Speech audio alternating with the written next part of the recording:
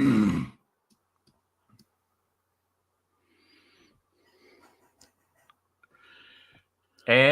welcome everyone to a brand new episode of Rock M Radio. This is Dive Cuts, and joining us 47 minutes after we were supposed to go live is I don't know if like you're still on the I had to look it up. It is actually British summertime in England right now. Yes, it is. It's BST. BST instead of normally he's in Eastern Standard Time. Back in Indianapolis, I'm your host, by the way, Sam Snelling, Rock'em Plus. Please subscribe. To my right on the YouTube video, Matthew J. Harris. Matt, what do you have to say for yourself? I was out here trying to get a bent Leuchten scouting profile done. And man, the hours just get away from you when you start doing that. So that's my fault. I was in the middle of writing about Ben's pick and pop game when I noticed a text. And I was like, oh, yeah, the members should probably, hear from me at this point. If anything, I can offer proof of life that I am here. I'm back in the States.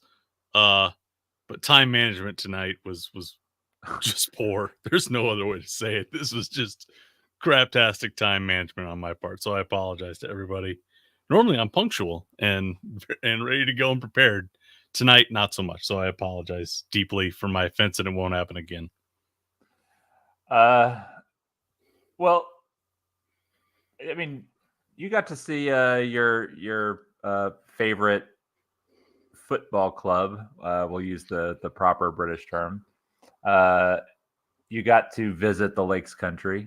You got to see some historic sites. Spent some time in Liverpool. Mm-hmm.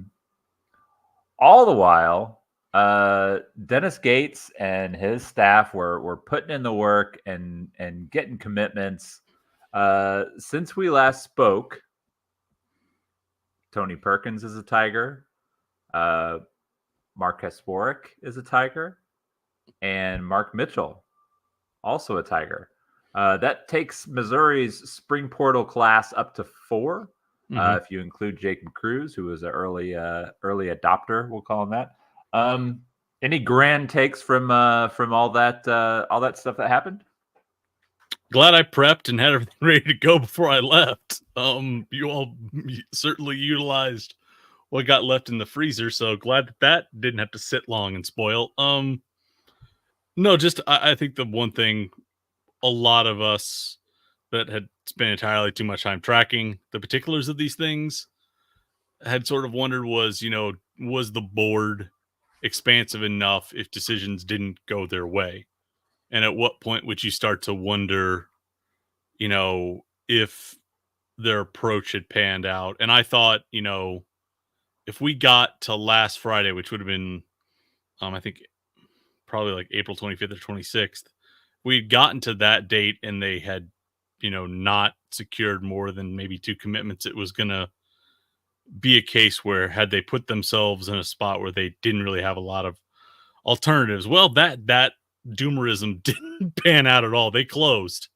I think that's the one thing you don't know until you start seeing the commitment graphics or you start hearing that things are done. So they targeted guys early. Clearly that legwork that they put in, was successful enough, particularly in the case of Tony Perkins, to withstand a visit to Oregon. I think maybe Oregon pitching him on a role that wasn't quite a point guard a spot probably was a factor in that as well.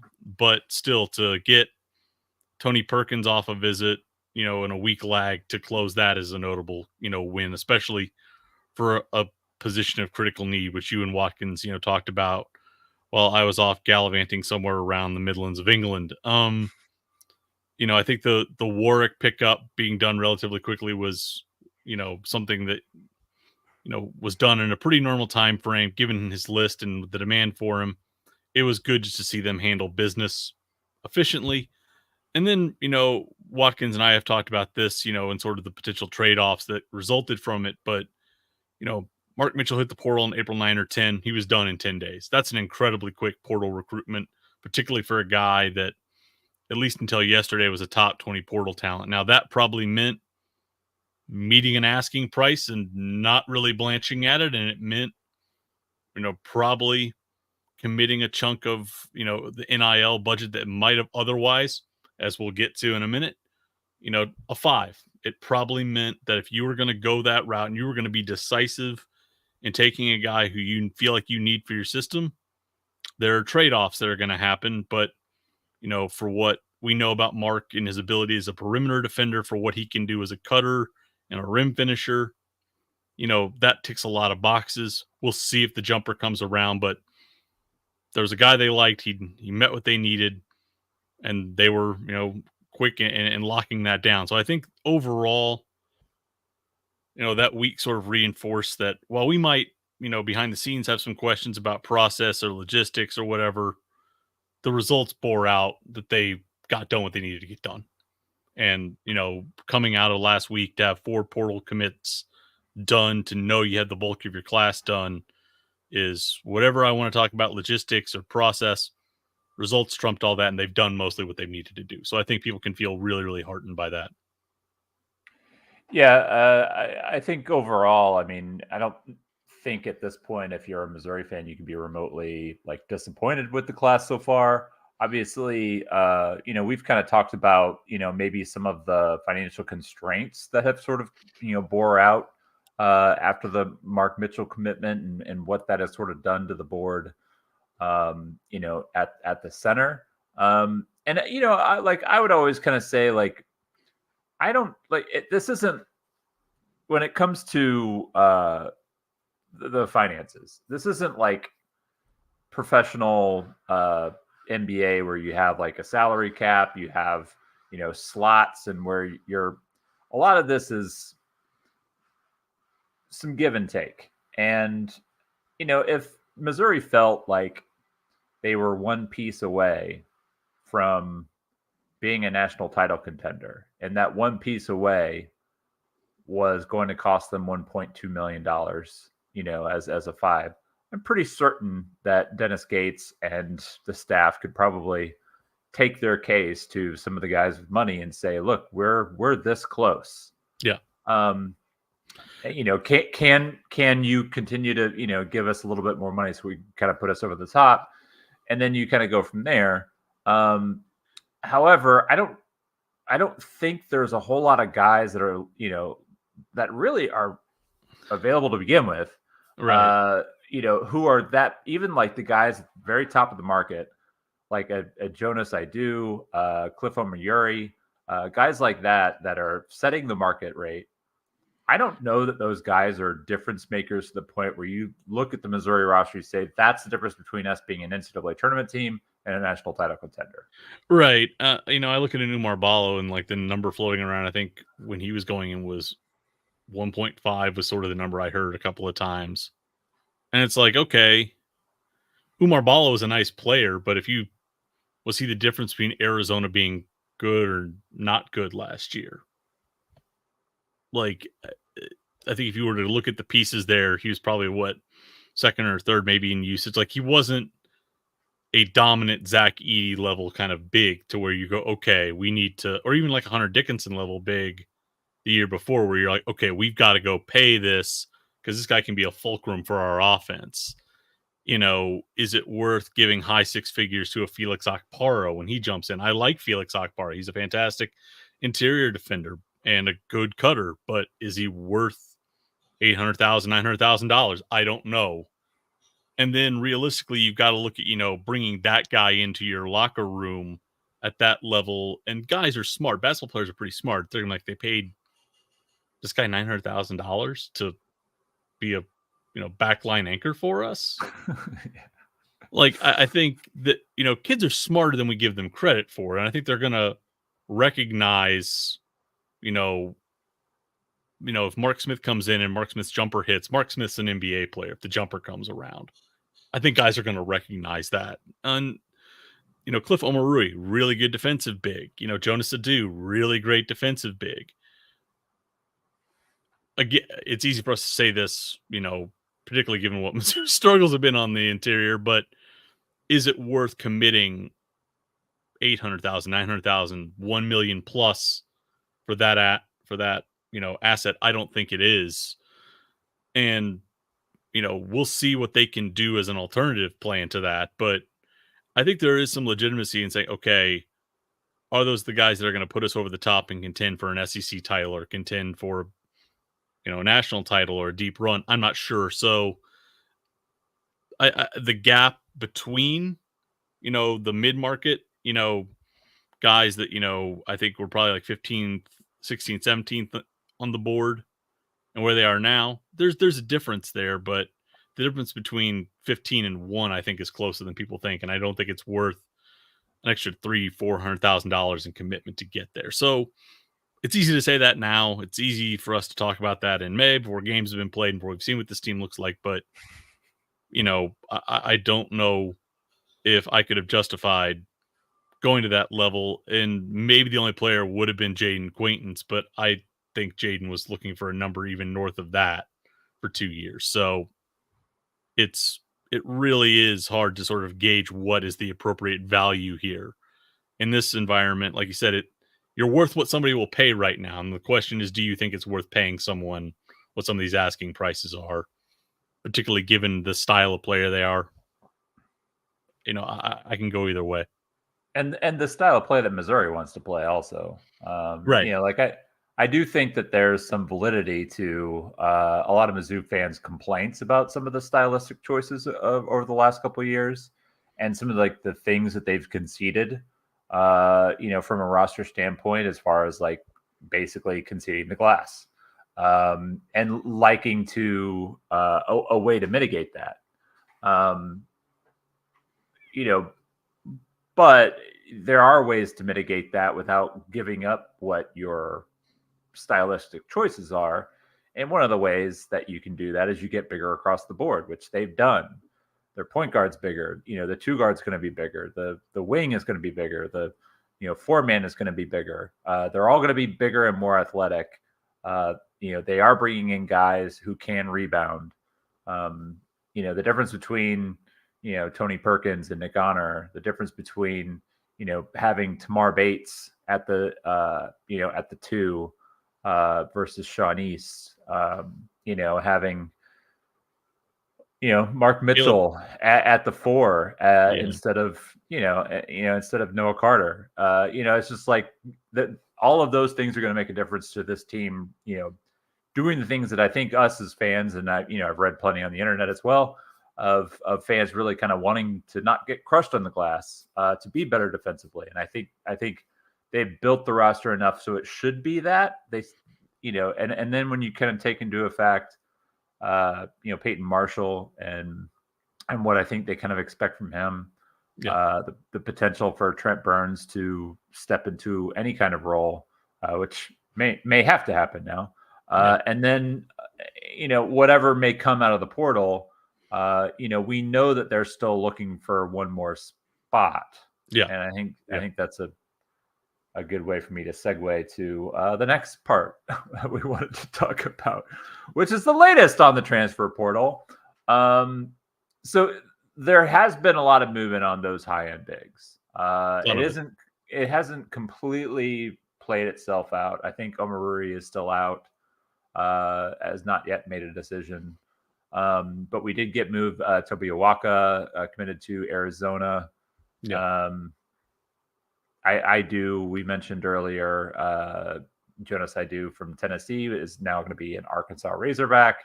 The SEC is going to be kind of interesting. And to point this out here, some of these pickups too for like at Kentucky, like they're going to bring in Amari Williams, Andrew Carr, and Brandon Garrison. It was reported that there was $4 to $5 million in NIL money equipped for Mark Pope. You can go get a couple good bigs for that.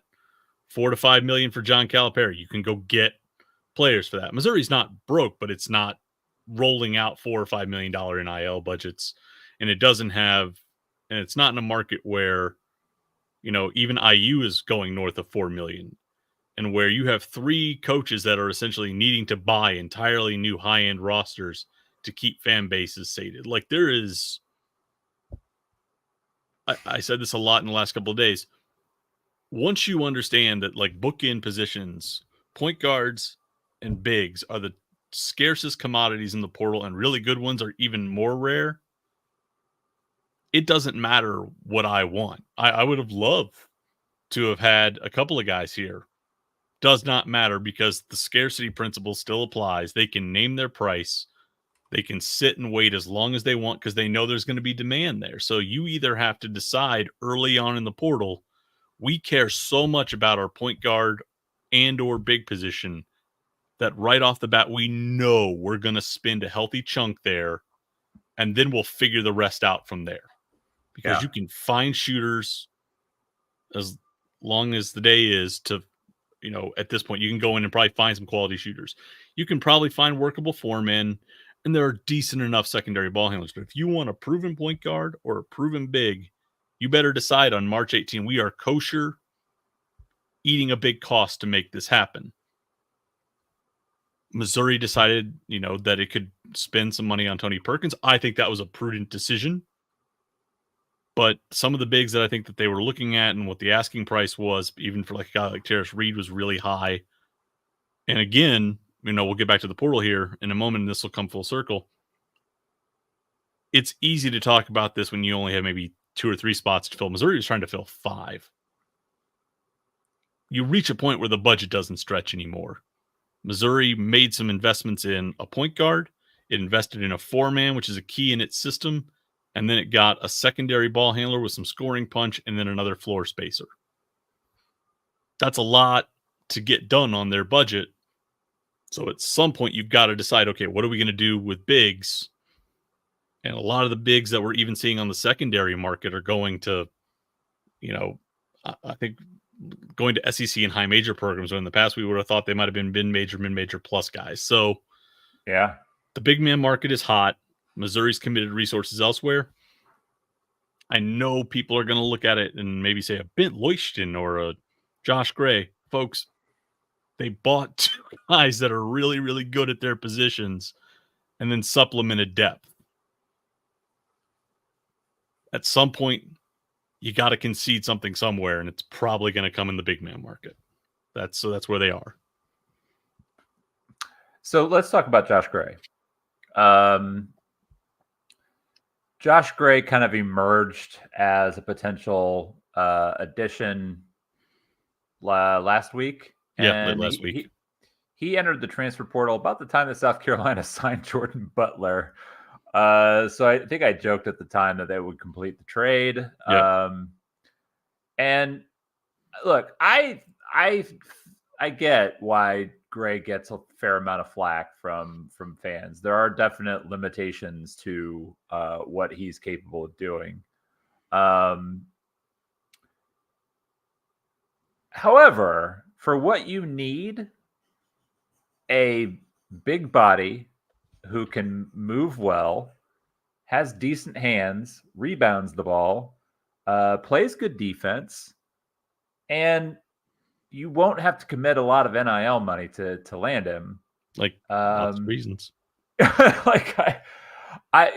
So we're going to talk about Bent Leuchten here in a bit, but of the two, this is the guy that I think makes more sense for what Missouri is trying to do, specifically also because I think he really fits well as an interchangeable piece with a guy like Peyton Marshall, who I think they're going to try to get minutes for. They're going to try to get him in and learning and to kind of grow what kind of player he can be.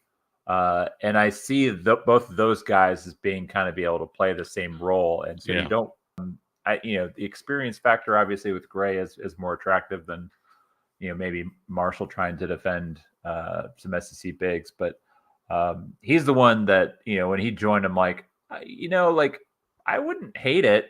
And I think it, once you kind of sit with it a bit, it makes a lot of sense. I think the first thing you have to do is understand that the offensive piece is not there for him. Like it's not. And that's not that he's a bad offensive player. I put a target profile up on him earlier in the week. and he can be competent in some ways offensively, but he's just never been high usage, and he's never been asked to do that. Even coming out of high school, he was not considered really a guy who, even in college, would develop as an offensive threat. He was considered a guy that would grow into kind of a defense first big, a rim finisher, and a rim protector. So I don't get concerned about that because presumably you've added Tony Perkins, you've added Marcus Warwick, you've added Jacob Cruz for spacing, you've added Mark Mitchell, you've brought in some higher usage offensive pieces that are going to fit with a Tamar Bates, and if he's healthy, Caleb Grill. There's 5 or 6 guys that you trust in this road. And that's not including if like a freshman like Honor Batang or a Marcus Allen can give you something at the margins too. So I don't look at the scoring average with Josh Gray. Because I think if you're bringing in Josh Gray for offense, something has already gone way wrong in the roster build. So I think Missouri would be in the same position where they would go, okay, we need more here. So if they're looking at Gray, they probably feel good about what's around him offensively. Offensively, he can win some post-ups on the left side of the block. He can post-pin some smaller guys. I think he's got really good hands and feet as a cutter, and when I say a cutter, finding space around the rim off drives, and he makes tough finishes. He's physical enough to finish there. So I think that's a guy that you can say, okay, if we've got a guy playing downhill and he's got to dump it off, we can trust Josh to finish this play. Or if Josh gets an early, possession switch they front him, we can chuck it within 2 feet of the rim and we know Josh is going to finish. He's going to do the basic things that we need him to do when advantages pop up. Defensively, I think for his frame, he moves really well, exceptionally well for his frame. I think he's good side to side. He understands how to give ground to drivers. Really, really good at forcing bigs to post up off the spot. Does a lot of the very boring things that people don't want to watch when a guy plays defense. He's good at them. Good positionally to block shots. I just think if you're looking for a guy who's going to come in and give you a proven 14 to 15 minutes a night of solid post defense, rebounding, and some opportunistic finishing around the rim, this is a guy that can do that. And I know that that's not a really glittering review, but that guy's going to eat 15 minutes a night. That if you put Peyton out there for 15, you play small ball for 10, and you try and throw some minutes to Trent, you've got at least something on paper that's workable. And if Josh is better than you expect, then you expand his minutes and you see if you can develop any other skills that he might have in the summer. But the floor here is pretty clear. You can project off of it because he spent 4 years in the SEC. I'm not going to hype him up more than that, but I think there's sometimes you need a utility player and he can give that to you. So let's not overthink it. Let's not wish that there was another option out there because those guys are gone. You took Mark Mitchell. That's a guy you wanted. It took some budget. And so now the trade-off is you might have to take kind of a more of a utility option at the 5. Yeah. What's interesting to me about Josh Gray is it seems like the last few years, Lamont Paris has really done his best to try to find an alternative to Gray. Yeah. So he starts out the season and he's not really playing a whole lot. And then it goes up. And then you see those minutes start to increase. And what's undeniable there though is that as he plays more, this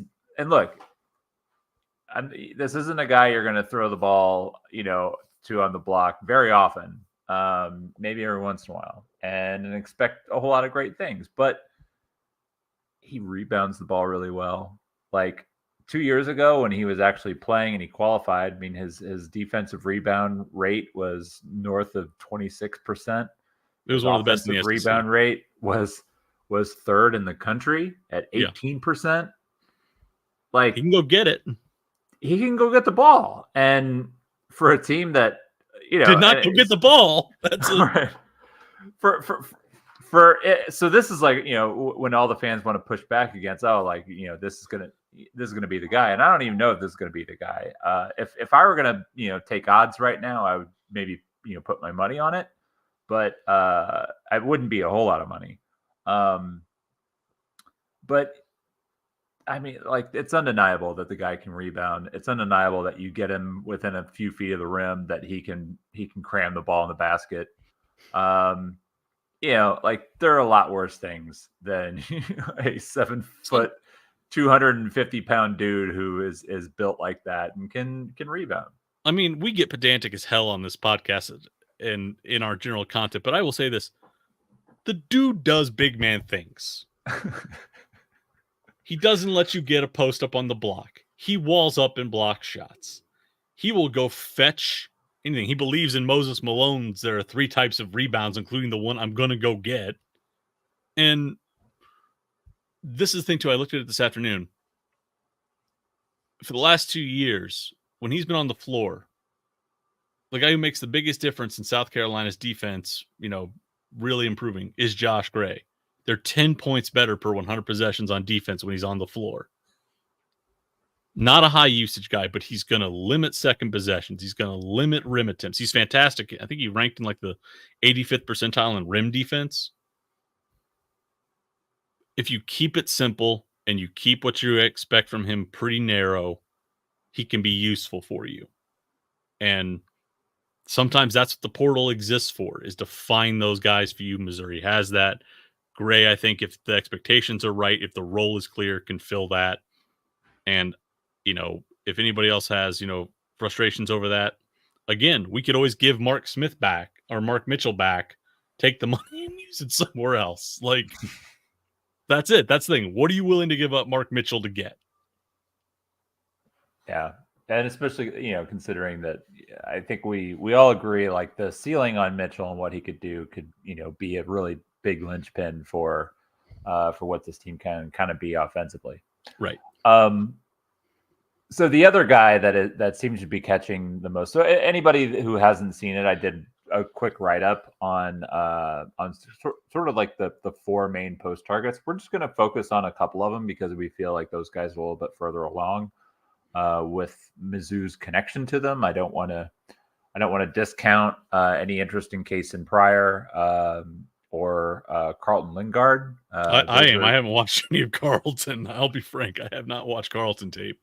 Well, yeah. So I think at this point, what we're kind of expecting based upon a lot of information is that the 2 primary guys in this role right now, barring some, unforeseen entries into the portal, are Bent, Leuchten, and Josh Gray. So we're going to turn our attention to Bent.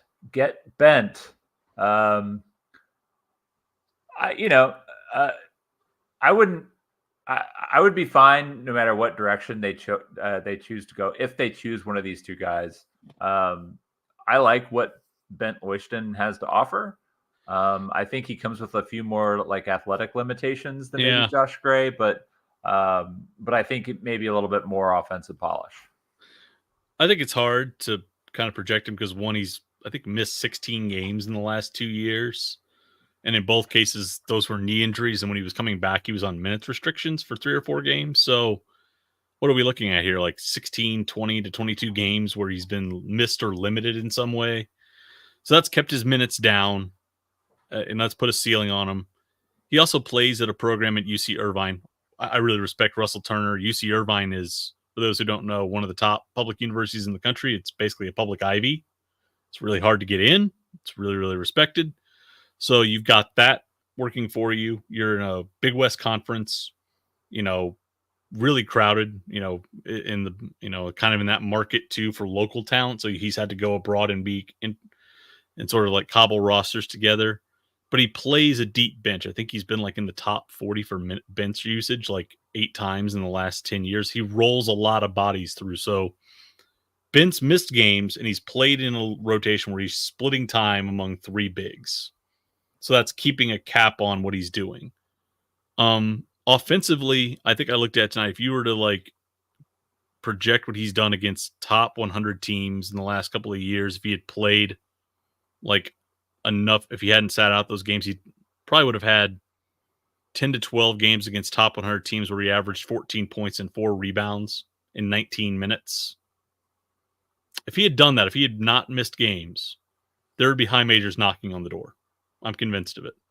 A big with 13.8 points, 4 to 5 rebounds in 19 minutes against NCAA tournament level competition. I think Bent would have, I don't think he'd be at the top of the market, but I think he'd have a little bit more interest in him than he does right now. But there's some funky circumstances around just his kind of career there. But you're right. He's not, the most athletic guy. He's not going to pop off your screen, but he's a Euro big, which means he's played at a basketball academy. He's incredibly, technically proficient. His ability with footwork, ball fakes, head fakes, shoulder fakes when he's playing in the block are really, really good. He's figured out ways to play within his physical limitations. Can play with either hand, better on the right block, way better on the right block than on the left block.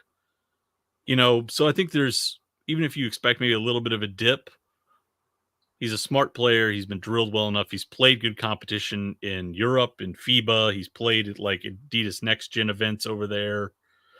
He's a good player. You're just going to have to accept that he looks like a guy who's going to really rely on footwork and kind of good positioning to get done what he wants to get done.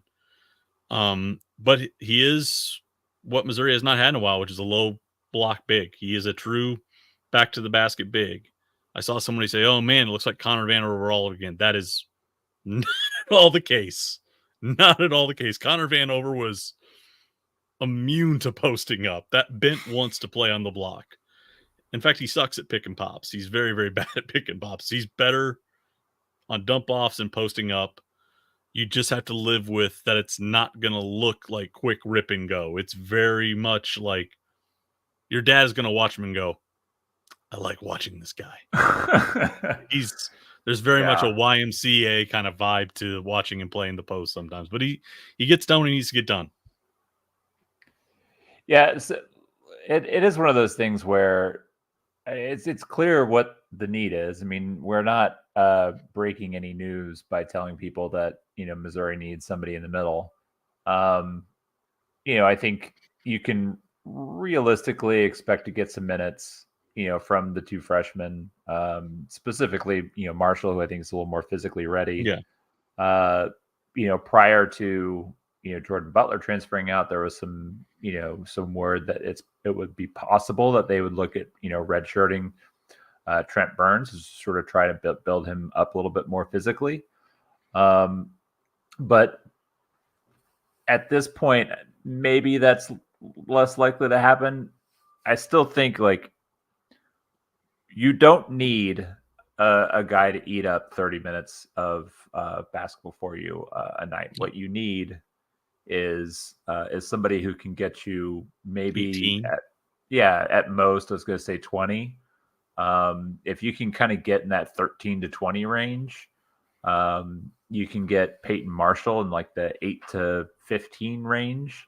And then you get creative the other minutes. And truth be told, maybe they, early in the season, against some other high majors, they sort of finds that, playing 5 out with somebody like Mark Mitchell or Trent Pierce or whoever sort of, playing the theoretical 5 spot, and they're able to gang rebound enough that it lessens the need for an interior guy. But I certainly like that if you're looking at a minimized role, you're looking at somebody who can start the game, maybe finish the game, give you minutes in the middle, that you could do a lot worse than Josh Gray and Ben Leuchten.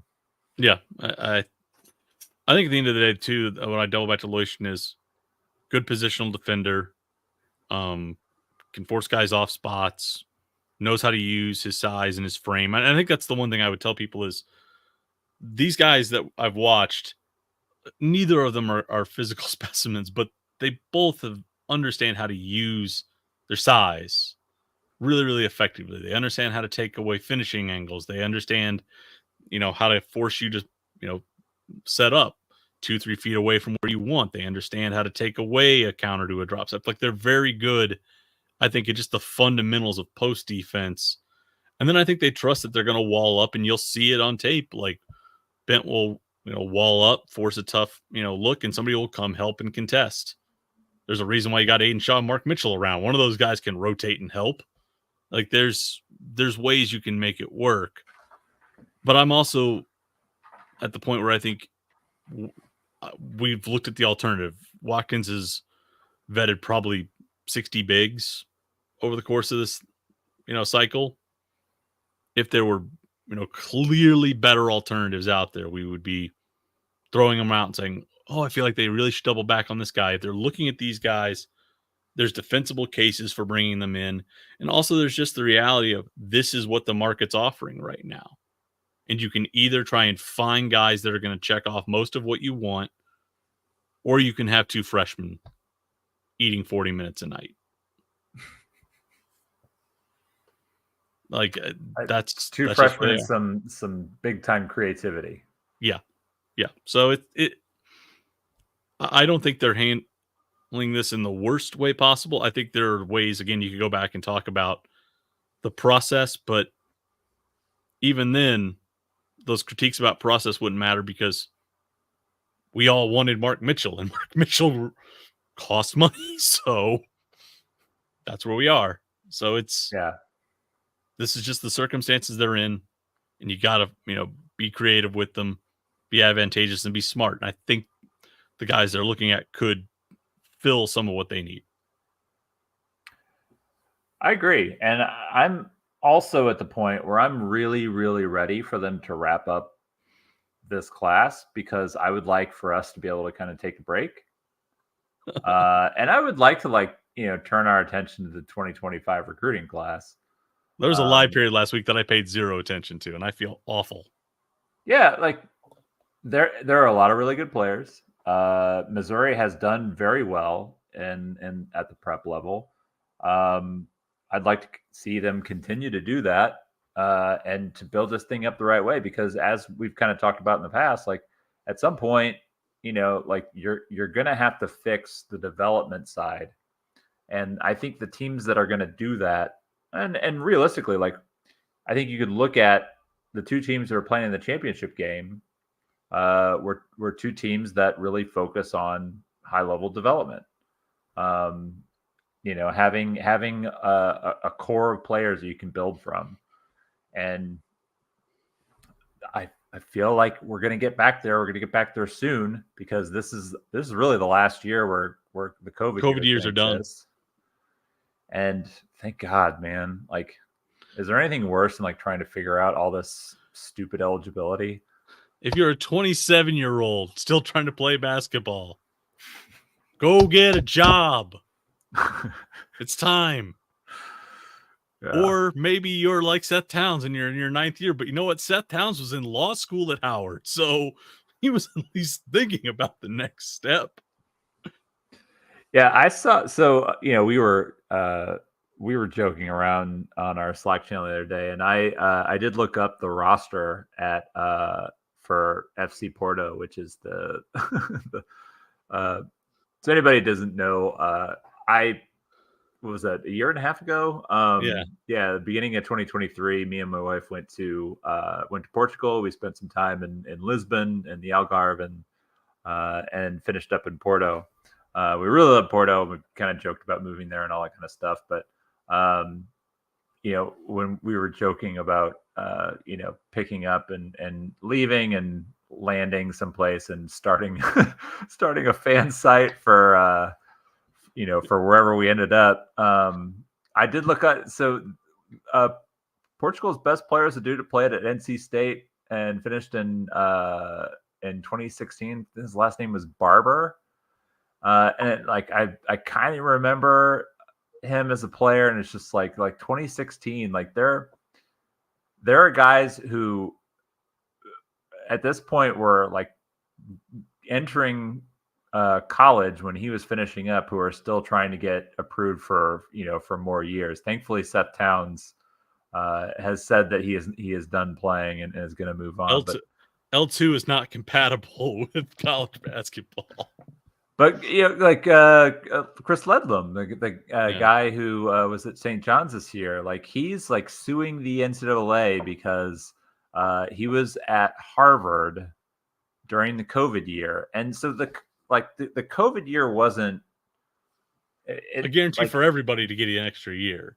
Yeah, it wasn't like they basically said this year doesn't count towards your eligibility. The Ivy League said we're not going to play games. And so therefore nobody used a year. You lost that year. It stinks a little bit, but that's, the downside of that is you got your Harvard degree. So awful for him that he has a degree from Harvard. Oh, no, I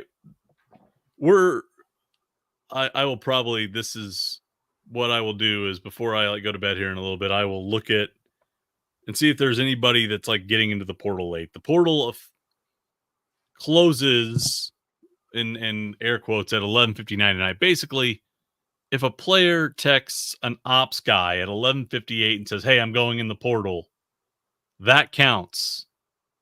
Like as long as a player communicates to somebody within the program that they intend to enter the portal, that counts. So we're going to have some guys who just let someone know tonight, but it may take a couple days to process. But by Friday, we should have the full portal. There will be no more entrance. The flow will stop. It looks like there have been some guys getting in today, but usually if those guys are going in, they're either NBA draft guys trying to backstop their stock. If they don't look like they're going to go in the draft, is kind of in that boat. I think Coleman Hawkins, Arthur Kaluma, Coleman Hawkins. So some of those big names aren't really big names. They're committed to the NBA track. This is their insurance. Kashawn Pryor, who we talked about briefly, is doing that. But then other guys are going in with do not contact, indicated on the form, which means their agent got them their number and they know they're going. Like at this point, the market is what it is. Maybe we'll see something interesting on, Thursday or Friday, but I think pretty much, the market, for bigs is almost done. Missouri's got to decide what they want to do. I'll be curious if they have a visitor this weekend. And, you'd hope that they would get one of these two on campus and Bent Leuchten or Josh Gray, if those are the guys, and try and wrap one up and get ready to welcome freshmen to campus in a month. That's where they are. Plus, they got to be out on the road in 2 weeks for a long period. So, fingers crossed this thing's done by Sunday. Fingers crossed it's done. Javon Small committed to West Virginia. Didn't even visit. Didn't even visit. He didn't visit? No, he visited Ole Miss Miami. Ooh. So a number got met, most likely for that. Yeah, because I think and somebody else is going to Miami on a visit. I know Khalif Battle's visiting Gonzaga. We got all kinds of movement. We don't need to get into all the details of the portal. But yeah, if you're on RockM.plus and you're on the forums, we have the entire SEC basketball tracker. Keeping track of all the comings and goings of all the players there. It's a good, healthy way. There's also a big, long portal list. Apparently, Mr. Harris has a Bent Leuchten scouting profile coming. Yeah. Hopefully a lot closer to being completed now that he's had an extra 45 minutes. So depending on last kind of minute thing here, like depending on what happens with with the portal and if there's a commitment or not, we will record next week. So if I'm going to say, like, if there's a commitment before next Wednesday, we will record next Wednesday. If there is not, then we will take another week. We have been going every week now since the season started, and I know some folks have gone to England and taken a little time off. I Didn't just me I published 3 things while I was gone. He was prepared, folks. Yeah, so that's going to be the schedule. But please head over to rockm.plus, get signed up if you aren't already. If you hopped in on the live broadcast of this at any point, we're sorry for the delay. We are working on the schedule, and we'll make sure that this doesn't happen again. I won't be an idiot again. I'm sorry, everybody. He's just really excited about Bent Leuchten, guys. Really excited. All right. You got anything else when we get out of here? No, just join us over on the forums. It's been really, really nice to sort of have the running conversations around the bigs and around the board. It's doing what we wanted to do, which is, I think, giving people an opportunity to kind of have a real-time discussion with us. It's certainly easier than having we love the comments on the main page, but I don't think a 500 comment transfer portal tracker post would be all that easy for anyone to navigate. So it's really great to talk to all of you. It's really great to field questions and have you all push back and give us feedback. So if you're inclined, join us. And if you get here soon enough, you'll have a Bent Leuchten preview. And I know you're excited about 18 minutes of Bent Leuchten tape coming your way. That's the good stuff there.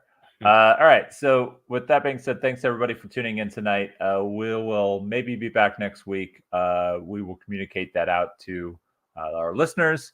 You can also follow RockM Plus on Twitter at RockM Plus. Believe Matt Watkins is doing a lot of tweeting out from that, and we're growing this thing. So thank everybody, and we'll see you soon.